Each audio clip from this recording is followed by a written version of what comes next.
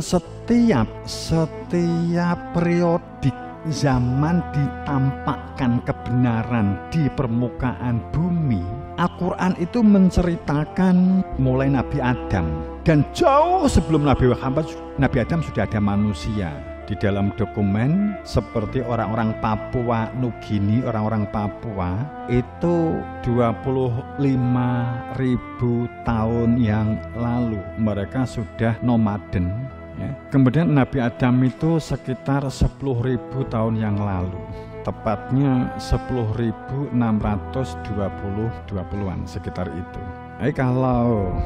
Jadi kan jauh sebelum Nabi Adam sudah ada kehidupan, sudah ada manusia, dan juga sudah banyak. Apalagi kalau berbicara tentang Atlantis, itu sudah banyak manusia, sudah ada tatanan kehidupan berbangsa bernegara yang cukup besar.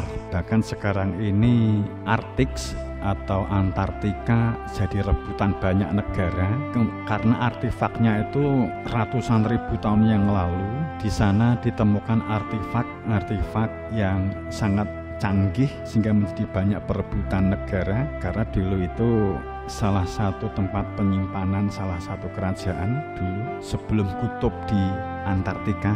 Perpindahan kutub itu sudah terjadi 6 kali, dan di zaman ini adalah akan masuk perpindahan yang ke-7 kali, sehingga ini masuk periode ke-7.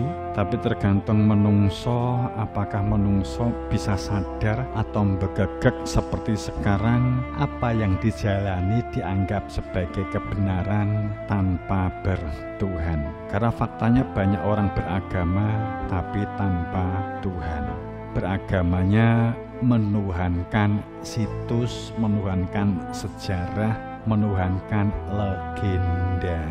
Beragamanya bukan didasarkan fakta, realitas, bersaksi.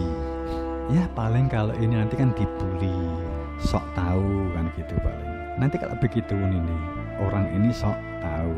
Ya sih apa-apa, kita memang merubah mindset itu pasti terjadi karena struktur yang sudah terdoktrin. Saat struktur ini dirubah untuk menjadi fakta, realitas, itu berat.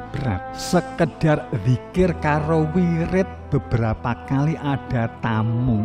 Saat kita sampaikan zikir itu posisi ingatnya hati kepada Tuhan, ada kehadiran Tuhan. Setelah Tuhan dikenali, sehingga Tuhan tidak berfungsi sebagai hantu, tapi Tuhan berfungsi konkret, ada kehadiran. Sedang wirid itu adalah ucapan, perilaku, dan aktivitas yang bersifat ritual atau non-ritual yang berorientasi pada hati yang telah mengenal Tuhan, hati yang ada zikir.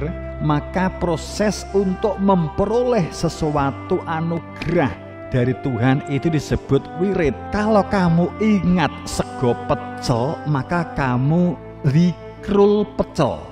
Jadi kamu zikrul pecel, kamu ada kehadiran pecel di dalam hatimu, di dalam benakmu. Kemudian kamu wirid pecel. Carane kamu datang ke warung. Sebelum di warung kamu wirid dulu, kerja supaya dapat duit tinggi tuku sego pecel. Itu namanya wirid, itu namanya wiritan. Makanya kalau diguyoni wiritan tuh wirawiri turut ratan. Jadi wirid itu adalah makna wurudul bastul mawahibi. Itu ini adalah air, kemudian ada tataan, di bawahnya ada lepek.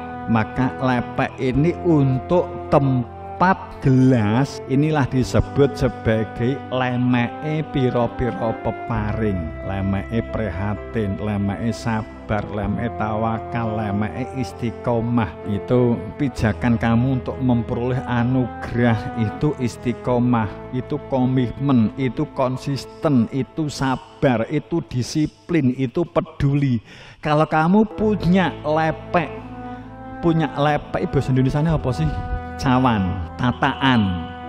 Jadi ada tataan yang digunakan untuk mengeluarkan kopi. Kalau kamu punya tataan peduli, punya tataan disiplin, punya tataan istiqomah, punya tataan sabar, maka tataan itu akan diletakkan di atasnya gelas yang layak yang berisi kopi kehidupan. Kopi yang menghilangkan haus, kopi yang menjadikan sehat. Itu namanya wirid, ada wirid. Nah, zikir itu masalah kopinya, ada kehadiran Tuhan. Ini sering kita sampaikan nenek tamu.